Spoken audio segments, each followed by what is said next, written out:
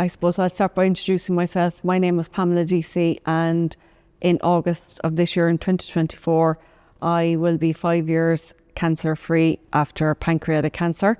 And I am joined today at Trinity St. James with David Hackett and Stephen Maher, who are doing research into pancreatic cancer here. And I'll just let them tell you about their research. As Pamela said, I'm Stephen Maher. I do research in a few different areas within cancer. So esophageal cancer, but one of the things that we've been doing the last few years is pancreatic cancer research. So the pancreas is a glandular organ. It has a few different functions in the body. So it will produce digestive juices that help you kind of digest material in the stomach, as well as insulin, that will regulate your blood sugar levels.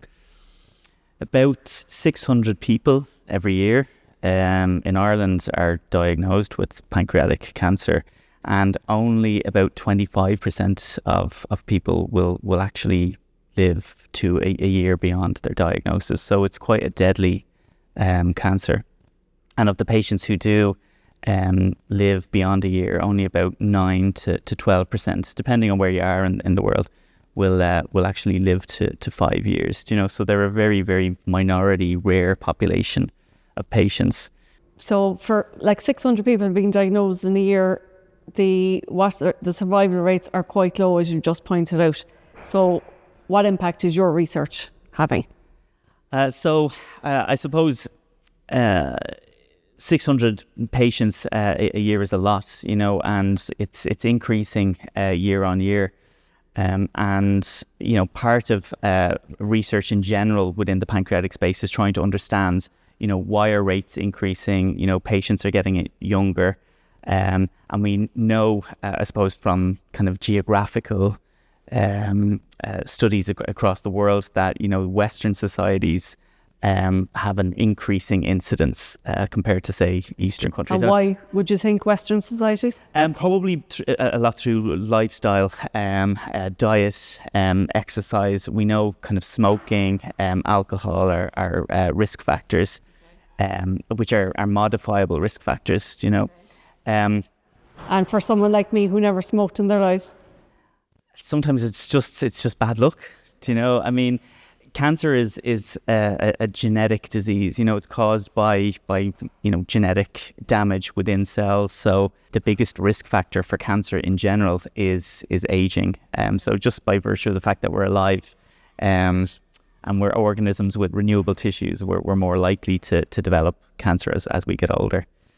So some of with the research that we're doing, we're trying to understand, how we might diagnose pancreatic cancer earlier, and we've studies that are looking at that.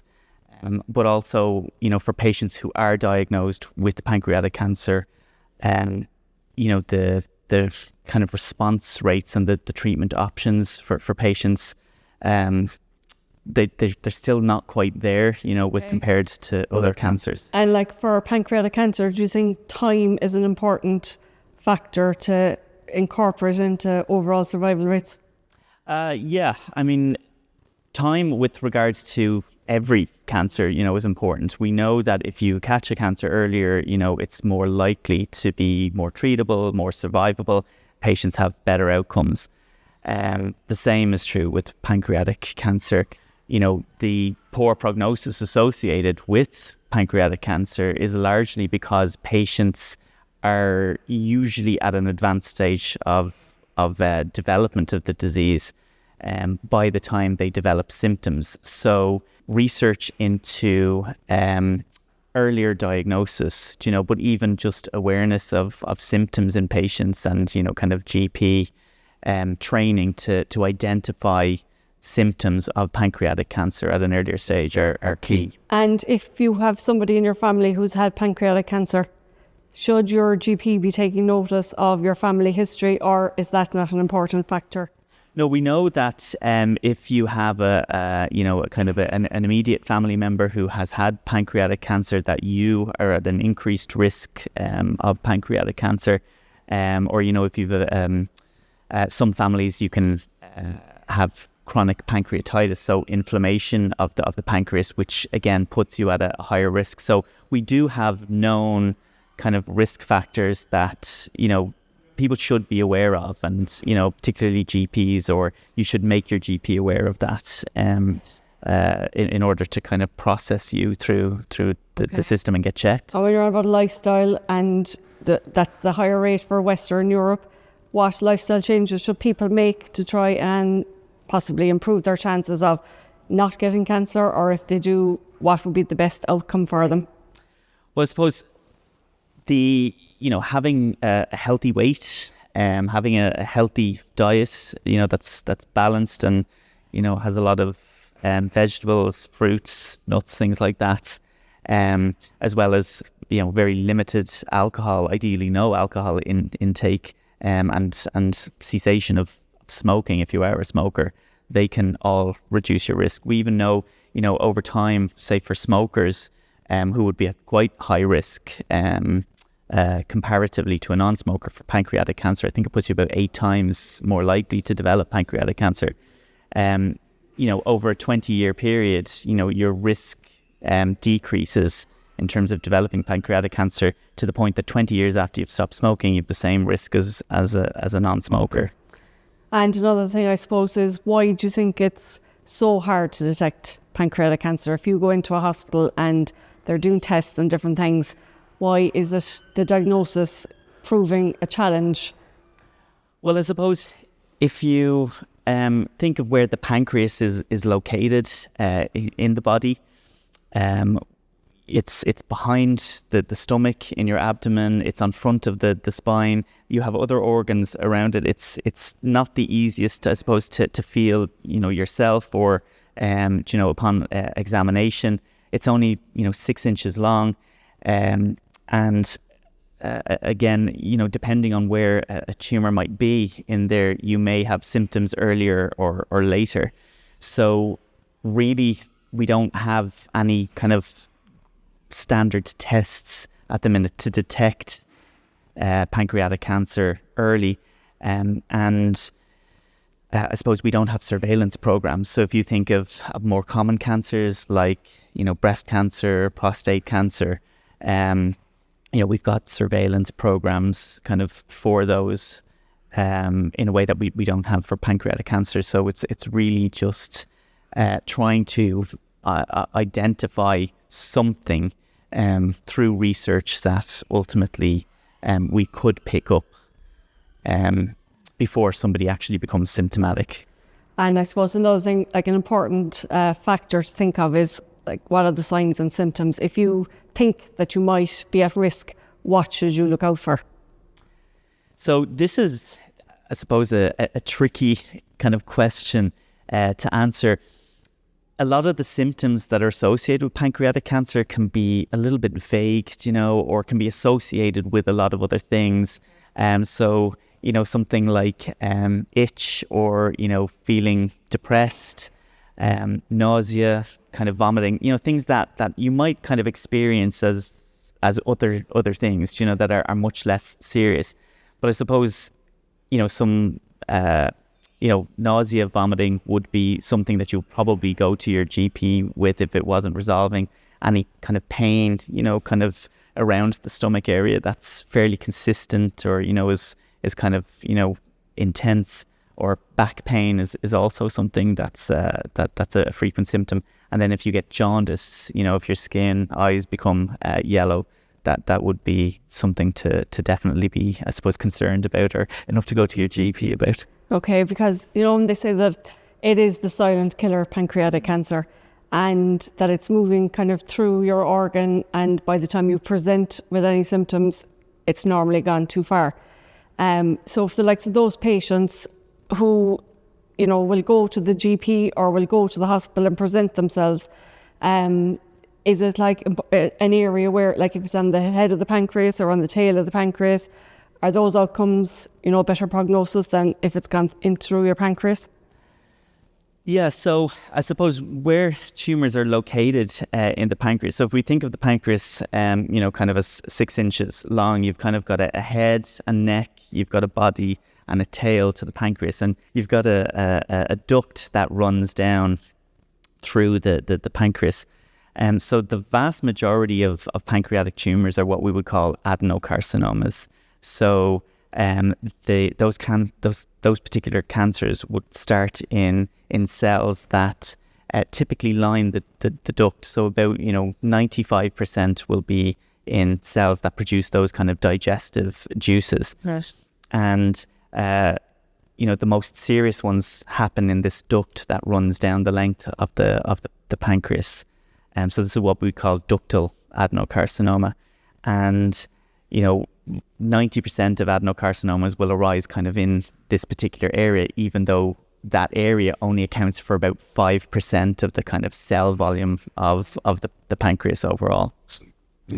So if you have, depending on where in the pancreas your tumor starts, if it's in the head, which is close to kind of, big blood vessels, and the stomach, close to the liver, you can have spread to those areas by the time a patient is symptomatic. You can have spread of the tumor to the liver, the stomach, the top of the intestine, the bowel.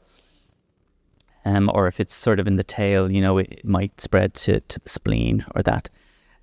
So depending on where the tumor is located within that can affect kind of the symptom profile, the onset of symptoms, and how successful surgeons would be in actually being able to kind of remove the tumor in its entirety. Okay, because for me, from getting my diagnosis, I had a blocked bile duct was what, when I presented to hospital, coupled with jaundice and the itching, which is pruritus, which I hadn't associated with that because I just thought I had itching, I was allergic to something. They were the kind of 3 main factors in the end when I did present into hospital. And then I had to get the stent put in, which didn't work, So there's different challenges in the area, I suppose. But for me, it's fascinating to try and, to know about the research, what's involved in it. Unfortunately, the survival rate isn't great. So something needs to be done on improving, I suppose, the overall survival rates for pancreatic cancer patients. And it's just that hopefully, it doesn't metastasize to somewhere else in the meantime while you're waiting on and before you have your treatment and everything. So, and what research are you doing at the moment to improve that area? So we have 2, I suppose, major arms of research. One is actually looking at pancreatic cysts. So in patients, so if somebody goes into the hospital for a variety of reasons, and they get like an MRI of their abdomen or a CT scan, about 2% of the general population would be found to have cysts in the pancreas. Patients over I suppose the age of 50, this percentage increases, and then about 10% of people over the age of 70 or 65, 70 would have pancreatic cysts. And some of these cysts are actually what we call pre-malignant lesions. So they're not cancerous yet, but they have, either kind of a low risk or a high risk of developing into pancreatic cancer. So, within, I suppose, patients who don't have pancreatic cancer, there is this subpopulation of patients that we have to look at, who have cysts that are potentially of cancerous potential. So one of the arms of our research is actually analysing the cysts in the pancreas of these patients, and we get about 100 a year. And looking at ways between looking at the fluid that fills these kind of cysts, so they're normally fluid-filled structures, looking at the biological contents of that and seeing, can we differentiate between cysts that are high risk of becoming cancerous and those that are low risk, but also then looking in the blood of these patients to see if we can, in a relatively non-invasive way, identify something that helps figure out whether they're low risk or high risk. So the conversion rate of these cysts to actual cancer is quite low. So we tend to have patients who are on surveillance. Once we find pancreatic cysts, these patients need to stay on kind of surveillance, for the rest of their life or until there's an event that warrants further investigation or surgery, for example. And it's quite an invasive kind of process for the patients. So being able to tell whether they're, reliably, if they're low risk or high risk in a non-invasive way would be a great thing for our research. Coupled to that, we're also trying to understand, are the cysts a byproduct of the disease process, or do they actively contribute to the development of cancer? So we're trying to understand, if the fluid, which is very biologically rich, there's lots of things in there that are kind of stimulatory and affect biology, if the fluid is actually driving the development of cancer in the pancreas. And then the second arm of research that we're working on is actually on pancreatic cancer itself. So looking at improving in treatment. So upon diagnosis, only about 20% of patients are going to be eligible for curative surgery, meaning surgery that we hope can actually cure the patient. The remaining 80%, the disease is either too far gone and we're not going to be able to do surgery, or we can potentially treat them with chemotherapy and radiation to try and shrink the tumour to make it more accessible with surgery and potentially take it out with surgery. But the vast majority of patients will get chemotherapy, and to a lesser extent radiation. So traditionally, pancreatic cancers are quite poorly responsive to chemotherapy and radiation.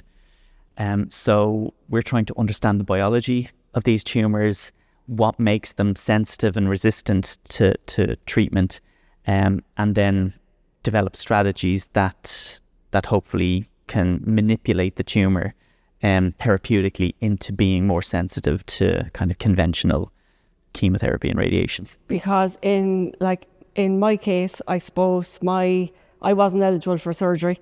My first line of treatment was chemotherapy, which unfortunately didn't work. So then I was put forward for combined radiotherapy and chemotherapy together for the next 5.5 weeks. I then ended up in hospital for 6 weeks.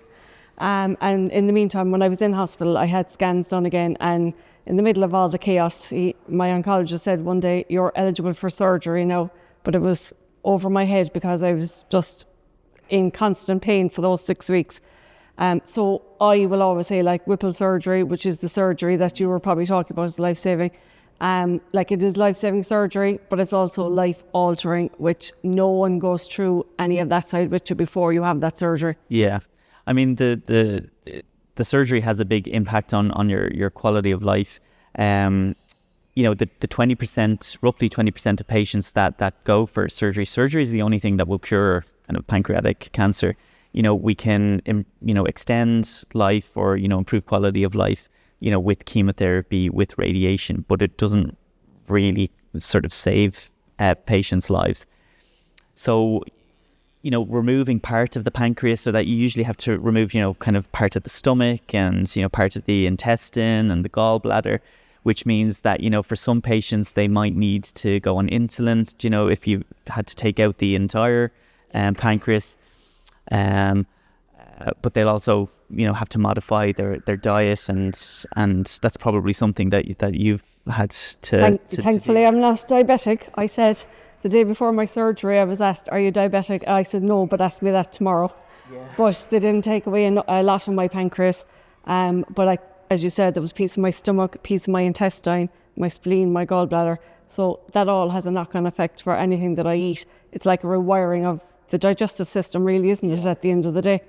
And it's just trying to get your body then used to what you can and can't have. And I suppose for the next couple of weeks after Whipple surgery, I had lost 7.5 stone, which is a I lost a person really off me. So that's very hard then to try and to get your system back into trying to eat. But I just had no interest in eating. And I knew that if I drank enough water every day, I wouldn't end up dehydrated. That was my main focus, was not ending up back in hospital. But then I developed ascites. So from research point of view, I suppose, how does ascites tie into having surgery for pancreatic cancer, or is there no connection? Well, I suppose no, there is. I suppose ascites would be one of the recognised, I suppose, complications. So I suppose, as you said, when you're sort of rewiring kind of that area and you're looking at fluid balance, you can get build up of fluid in the peritoneal cavity, which is called ascites, and it can be quite extensive. You can have a lot of fluid to release from the area, but it can be drained, and sometimes that can be temporary. When you've had a surgery as major as you've had, you're going to have inflammation kind of in the area, and when that resolves, kind of the ascites can kind of calm down and stop.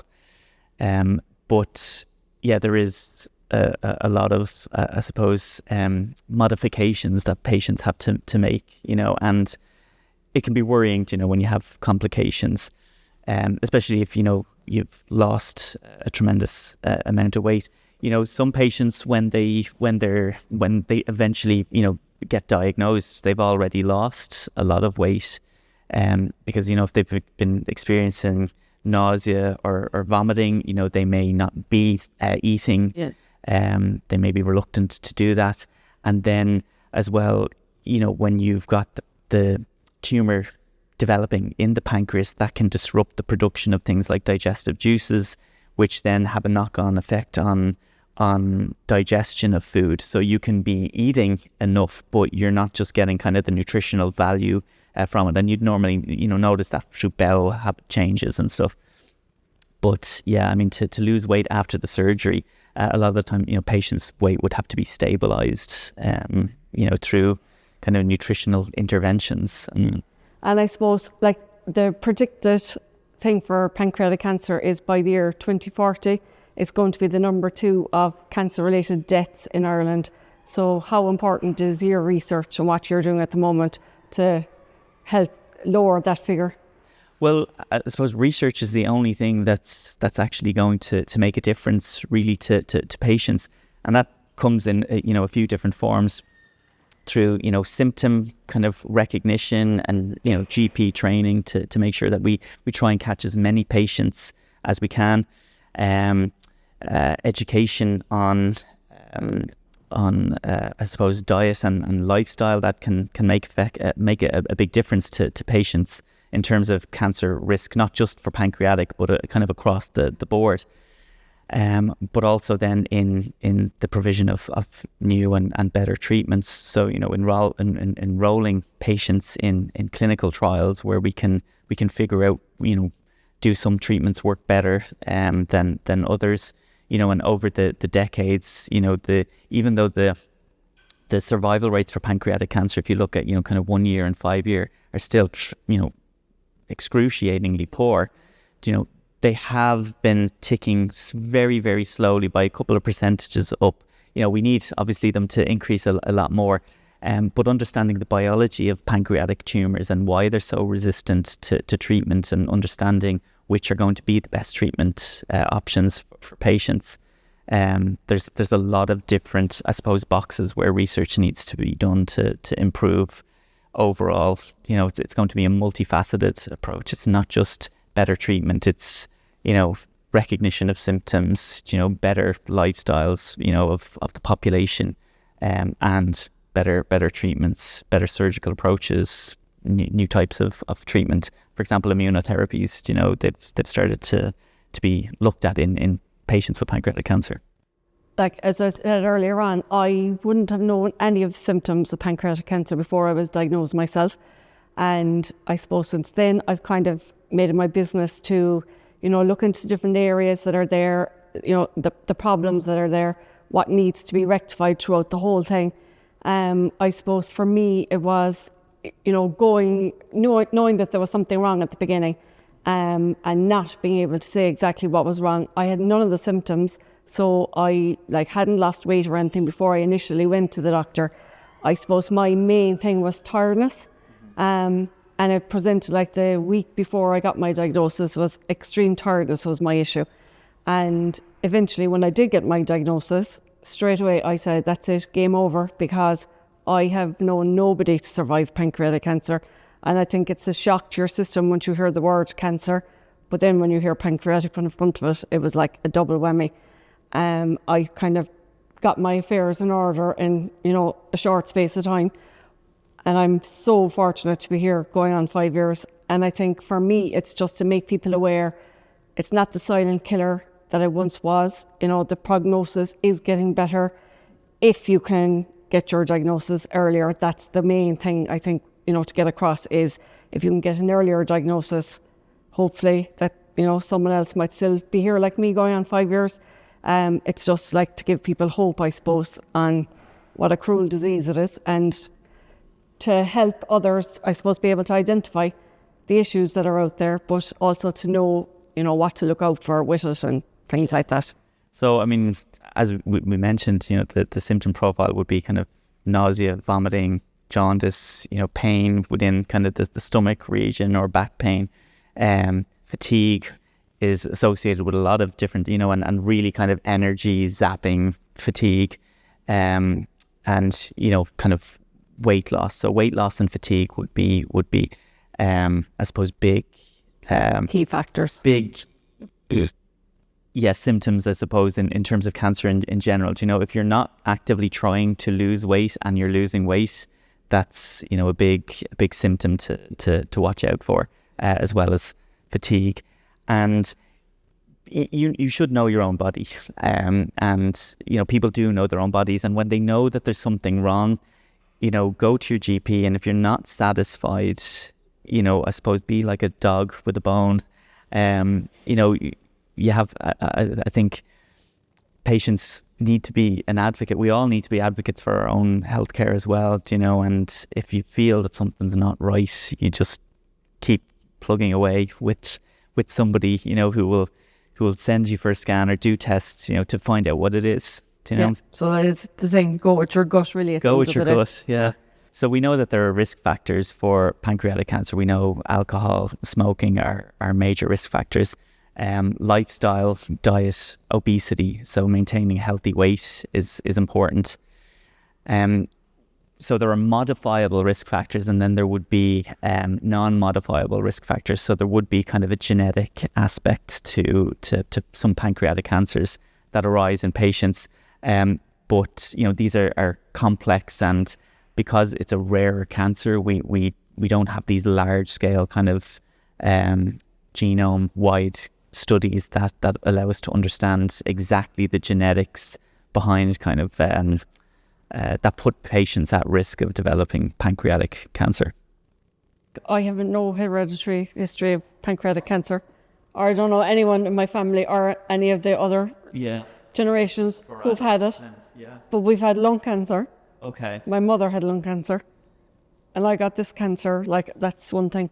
Well, I suppose in that vein, 1 in 2 people are going to get cancer, and I suppose over the age of about 40, that's really where you start to see this rise in incidence of cancer in general.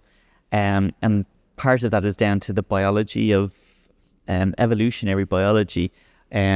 We have mechanisms in the body that actually protect us, kind of before 40, from the development of cancer. And actually those same mechanisms, when we get beyond 40, can actually help drive the development of cancer. But, as cancer is a genetic disease, the vast majority of cancers, some more than 90% of cancers, will be just sporadic.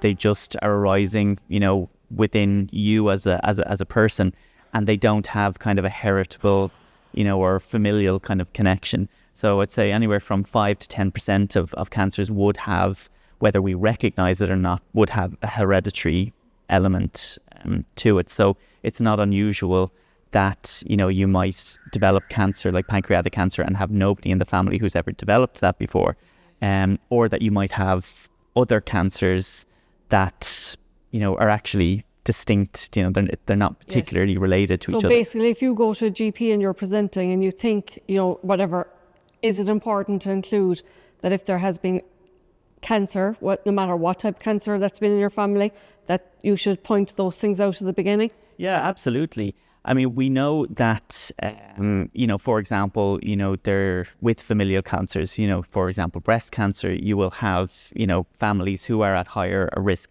And a lot of that is because of this genetic component. So we know that mutations in certain genes are carried down, through families.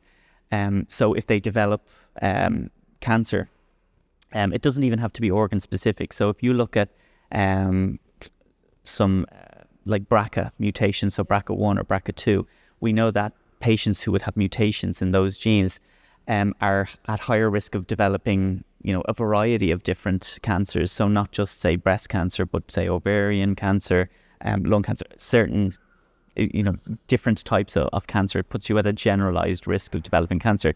So you can have, I suppose, a hereditary element in that you might have, a mutation that's held within a family but causes, is known to cause two different cancers. So it could that's be where like long... Lynch syndrome would come into that? Yes. That if it is, so that you could check it out, that if you're a family and go through the different things, that you will know then your predisposition basically of... Exactly, and to be, I suppose, on a heightened awareness, and then as you get older, to kind of go and then you're advocating for yourself when you do go to the GP, because you're saying this is in your family, and hopefully the outcome of that might be beneficial. So David, here in Trinity St. James, and you're doing your research on pancreatic cancer, who is funding this research? So this research is funded by Breakthrough Cancer Research. I was luckily awarded a scholarship in 2022 to undertake this research, and it's important. I think it's great that Breakthrough fund these type of low prognosis cancers like pancreatic, esophageal, lung, where treatment outcomes aren't great for patients. And for me, pancreatic cancer is one of the lowest survival rates out of the cancers that they fund, and it's very important to develop new treatment options for these patients. And my project will hopefully, one day be of benefit to patients with this disease. And as you're a student here, how long will your research take? So I started my PhD in 2022, and it's going to span across 4 years. And since I've started, I can understand why it takes that long to do a PhD, particularly in this particular area. Cancer research, it takes a lot of time. The work I'm doing is preclinical, so it's kind of a lot of investigational work, understanding the biology of the cancer cells, how is our drug working, why is it working, how can we get it to work more effectively. And I suppose, what made you focus on pancreatic cancer? So pancreatic cancer, it's a very difficult disease to treat, and the prognosis for pancreatic cancer is very low. So I think it's very important that we fund this type of research and that we investigate this particular cancer in particular.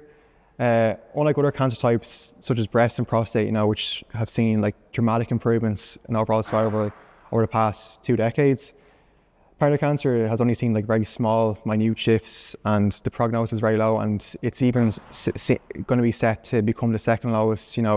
So for pancreatic cancer in particular, as Stephen was saying, the prognosis hasn't really improved a whole lot over the past number of years, and a major reason for that is that most patients don't respond well to current standard of care treatments, which includes both chemotherapy and radiotherapy. Most patients for pancreatic cancer in particular receive chemotherapy, and as you were saying yourself, you didn't respond initially to the first round that you received. And most patients initially can be inherently resistant, which means they don't respond at all, really. And then some patients may respond initially to the treatment, but then they rapidly can acquire resistance, which can be a big issue in terms of treatment outcomes. And my project in particular looks at why pancreatic cancer cells are resistant to current treatments, particularly chemotherapy and radiotherapy. So currently I'm looking at or investigating a drug which can actually improve how cancer cells respond to chemotherapy. So the cancer cells that I work with are kind of those 2D cells in the flask. I'm essentially trying to figure out exactly why they don't respond well to current treatments, and ways we can kind of circumvent these mechanisms of resistance, because pancreatic cancer cells have many ways that many defense mechanisms they can put in place to stop drugs from getting into the cells, and this is why they don't respond well to treatment. And the type of drug I'm looking at is an RNA-based drug. This might seem familiar with the vaccines that are kind of being developed recently, but essentially this drug can kind of alter the genetic material inside the cancer cells in a way that allows the chemotherapy to work more effectively. So for pancreatic cancer in particular, it's really hard to get chemotherapy inside the cells because of the nature of the tumour. So pancreatic tumours are very kind of dense and fibrous, so they kind of have like a matrix around the tumour that kind of stops a lot of drugs from getting inside the cells, and that's a major reason why they don't respond well to treatment. But there's also like a multitude of ways that the cells prevent drugs from working effectively, and I'm trying to figure out exactly how this drug that we've identified works inside the cells, and hopefully one day this drug can be used in patients, but that can take many years because we first need to understand exactly how it works and why it works. And I'm currently only working with kind of 2D kind of functional models. Okay. But in order for drugs to be kind of brought to the clinic, or like the next stage, which kind of going to be mainly animals before humans, I'll be kind of using kind of 3D kind of models to test and deliver this new drug.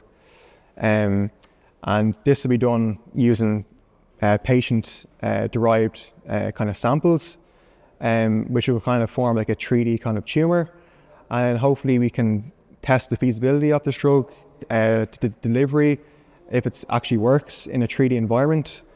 And if all things kind of work well, this will then advance on to the next stage, hopefully into animals, and then eventually into humans. Yeah. So by altering the cell structure or the DNA structure, would that have implications for the patient? Well, the thing we're kind of looking at is basically altering the genetic material inside the cancer cells themselves, and hopefully by doing that, we can kind of do it in a manner which it's kind of specific to the cancer cells rather than healthy normal tissue.